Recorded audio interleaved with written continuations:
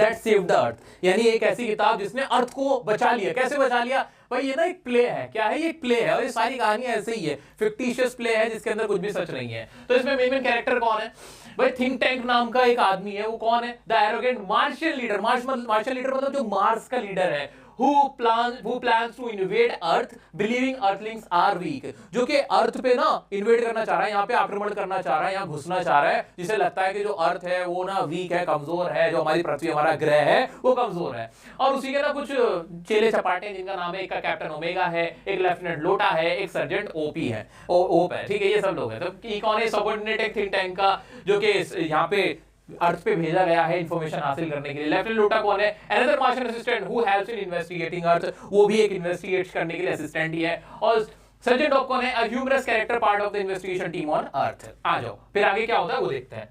Think tank sends the Martians to Earth where they land in a library.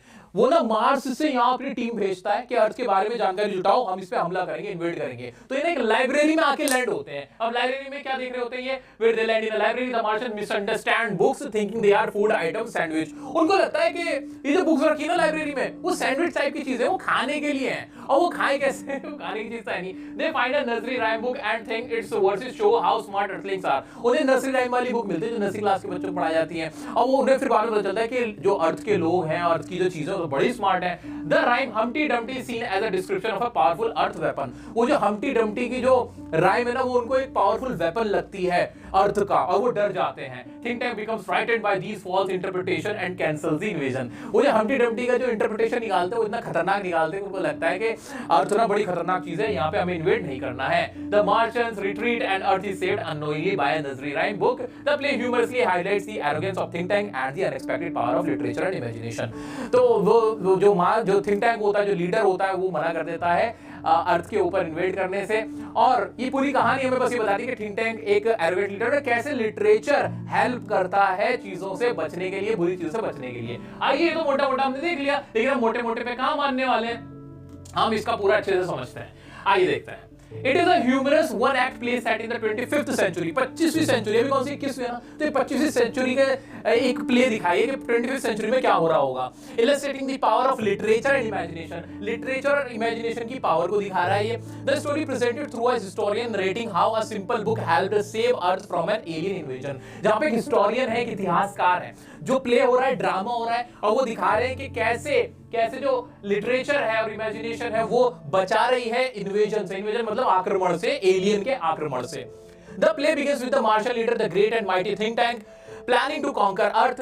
यह शुरुआत होती है, think tank आता है एरोगेंट, और वो कहता है कि हम अर्थ पे हमला करेंगे। Think tank known for his arrogance and over confidence believes Earth to be inferior things, जो कि अर्थ को कहता है अरे ये तो कुछ नहीं है, ये तो खराब सी चीज है, वो ऐसा बोल रहा होता है। To gather information he sends his subordinate, कहता है अर्थ तो बहुत कमजोर लोग रहते हैं, अर्थ वाले लोग तो कमजोर है, हम तो उस पे आक्रमण कर देंगे।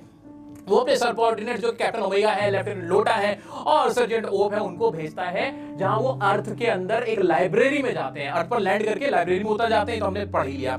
The Martian mistake books for objects of sustenance and try to interpret their purpose। They come across a book of nursery rhymes, misinterpreting the verses as a display of Earth's advanced intelligence and hidden traits। वो books को लेकर समझते हैं कि कहीं ये sandwich तो नहीं खाने का, और बाद में वो जो नर्सरी राइम्स की बुक्स होती हैं उनको उन्हें ऐसा लगता है, उनका इंटरप्रिटेशन उल्टा सीधा निकालते हैं, वो सोचते हैं कि कोई वेपन है हम लोगों को खत्म करने का, ठीक है। They come across a book of nursery rhymes misinterpreting, आ जाते हैं। For instance, the rhyme Humpty Dumpty is seen as a warning about Earth's capability to destroy invaders।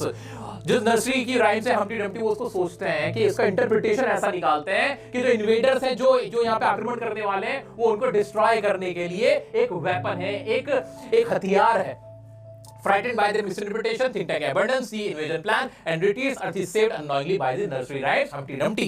और think tank फिर मना कर देता है अर्थ पे इन्वेड करने से। इन्वेड इंपॉर्टेंट वर्ड है, इन्वेड हमला करने वाला, इन्वेडर्स, इन्वेजन, ये इसमें आपको मेनली मिलेगा। think tanks मना कर देता है, वो डर जाता है, फ्राइटन हो जाते हैं। The play humorously highlights the folly of arrogance, the value of literature and the unexpected ways knowledge can influence decisions।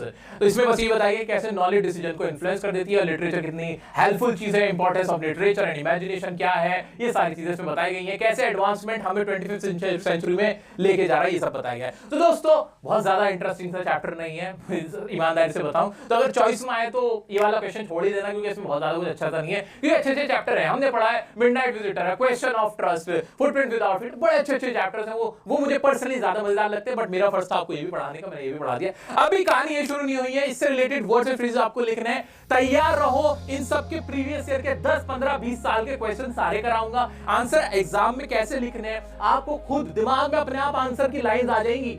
अभी भी आ रही है क्या? अच्छा अभी भी आ रही है, हाँ आ रही है। क्या क्वेश्चन ऑफ ट्रस्ट सोचते कुछ याद आ रहा है, भोली सोचते कुछ याद आ रहा है, द नेकलेस सोचते एकदम से मिस्टर मिस फॉरेस्टर और मटिल्डा याद आ रहे हैं आपको, मिस्टर लॉयजल याद आ रहे हैं आपको, है ये सारे 36,000 फ्रैंक 18,000 फ्रैंक आपके दिमाग में घूमने लग रहा है क्या? क्या लाइन अपने आप याद आ रही है कि तहसीलदार परसुएडेड रामलाल टू सेंड भोली टू स्कूल? क्या ये लाइन अपने आप याद आ गई? आपको ग्रामर भी नहीं आती, आपको इंग्लिश भी नहीं आती, फिर भी याद आ रहा है? हाँ, बस हमें यही वाला कॉन्फिडेंस रखना है दोस्तों। पोएम वाली मिस मत करना, बस इसको खत्म करने के बाद उसे मैं शूट करने पे लग जाऊंगा और आपको पोएम्स भी समझाऊंगा, कहीं कोई कसर नहीं छोड़ेंगे। फैला दो ये वीडियो सब तक। कॉन्फिडेंस कितना आ रहा है मुझे बताओ, मजा आ रहा है कि नहीं, है ना, मजा आ रहा है कि नहीं?